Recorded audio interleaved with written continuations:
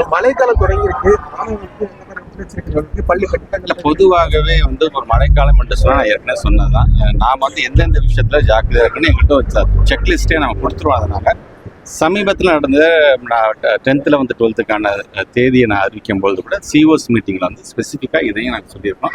மழைக்காலம் என்று வரும்பொழுது எந்தெந்த விஷயத்தில் நம்ம ஜாக்கிரதையாக இருக்கணும். உதாரணத்துக்கு தண்ணி தேங்கக்கூடாது. தண்ணி தேங்குதுன்னு சொன்னால் பக்கத்தில் கிராமத்தில் ரூரல் டிபார்ட்மெண்ட்டில் பிடிஓ ஆஃபீஸ் மூலமாக மோட்டர் வச்சு தண்ணி வெளியில் எடுக்கணும்.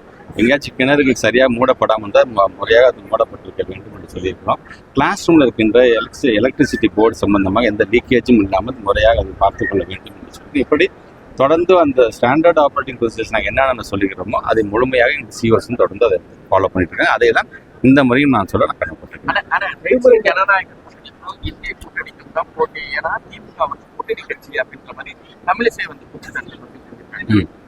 கூட்டணி எல்லாமே கூட்டணி தானே. இதில் சரி, நான் எங்களை பொறுத்த வரைக்கும் ஆரம்பத்தில் கிட்டத்தட்ட 10 வருஷமா தமிழ்நாட்டு முதலமைச்சர் ஒன்றே ஒன்று தான்.